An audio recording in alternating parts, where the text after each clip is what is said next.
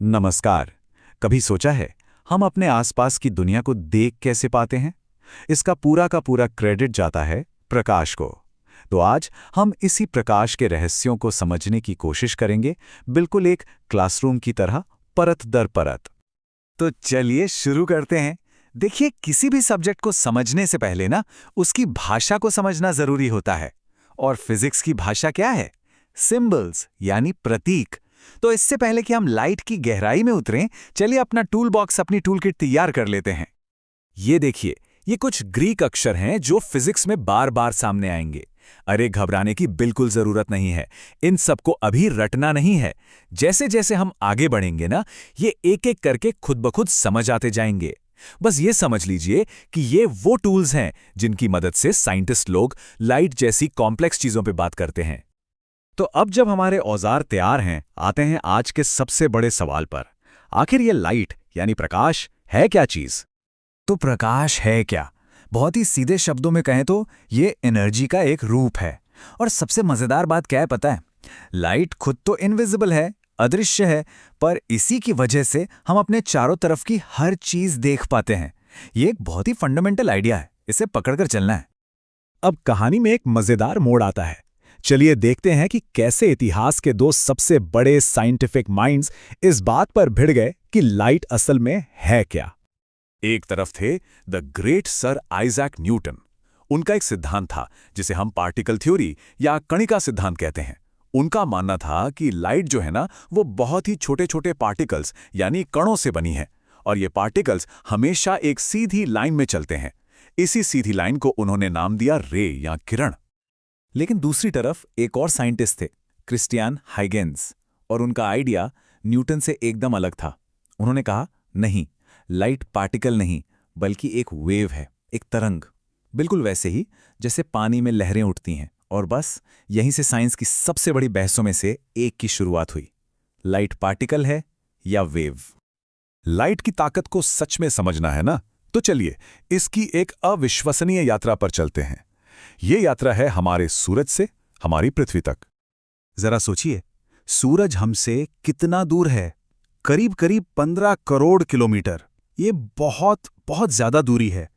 पर फिर भी सूरज से निकली रोशनी को हम तक पहुंचने में पता है कितना टाइम लगता है? सिर्फ 8 मिनट और 22 सेकंड। इसे एक और तरह से समझते हैं। मतलब जब हम सूरज को देखते हैं तो हम उसे वैसा नहीं देख रहे होते जैसा वो उस पल में है।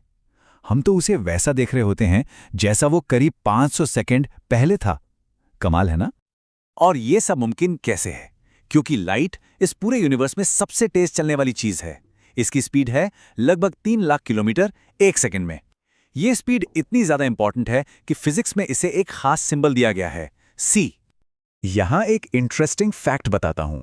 ज्यादातर लोगों को लगता होगा कि ये स्पीड भी न्यूटन ने ही खोजी होगी, लेकिन नहीं।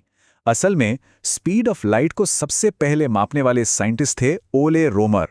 उन्होंने जुपिटर के मून्स को स्टडी करते हुए ये कमाल की खोज की थी। अच्छा, तो ये जो सुपर फास्ट लाइट है, ये हमारे आसपास की चीजों से इंटरैक्ट कैसे करती है? ये इस बात पर डिपेंड करता है कि वो चीज बनी किस मटेरियल से है। तो जब लाइट किसी ऑब्जेक्ट से टकराती है तो क्या होता है? देखिए, हम मटेरियल्स को मोटे तौर पर 3 कैटेगरीज में बांट सकते हैं। पहली होती हैं ट्रांसपेरेंट यानी पारदर्शी चीजें, जैसे कांच। लाइट इनमें से आर पार निकल जाती है। दूसरी होती हैं ट्रांसलूसेंट यानी पारभासी, जैसे बटर पेपर। लाइट इनसे गुजर तो जाती है पर बिखर जाती है, धुंधली हो जाती है। और आखिर में आती है ओपेक यानी अपारदर्शी चीजें, जैसे कोई दीवार या लकड़ी, जो लाइट को पूरी तरह से ब्लॉक कर देती हैं। तो हमने ये तो देख लिया कि ओपेक यानी अपारदर्शी चीजें लाइट को रोक देती हैं, पर सवाल यह है कि वो रुकी हुई लाइट जाती कहाँ है? चलिए इसे समझने के लिए एक खास तरह की ओपेक चीज को देखते हैं, एक शीशा यानी मिरर। जब लाइट इससे टकराती है तब क्या होता है? जब लाइट की कोई रे किसी मिरर से टकराती है तो वो बाउंस बैक करती है, मतलब उछलकर वापस चली जाती है। इसी प्रोसेस को हम कहते हैं रिफ्लेक्शन या परावर्तन। अब यहां देखिए, जो किरण आ रही है उसे कहते हैं इंसिडेंट रे, जो टकरा कर वापस जा रही है वो है रिफ्लेक्टेड रे, और इन दोनों के बीच में ये जो 90 डिग्री की एक इमेजिनरी लाइन है ना, इसे कहते हैं नॉर्मल। ये एंगल्स को नापने में हमारी मदद करती है। और हाँ, एक छोटी सी जानकारी, शीशे के पीछे जो पॉलिश होती है, जो उसे इतना चमकीला बनाती है, वो अक्सर सिल्वर नाइट्रेट की होती है। तो लाइट आई, टकराई और वापस चली गई। सिंपल लगता है ना? पर ये पूरा खेल कुछ पक्के नियमों, कुछ लॉज के हिसाब से होता है। अब वो नियम क्या हैं? ये कहानी हम अगली बार के लिए बचा कर रखते हैं।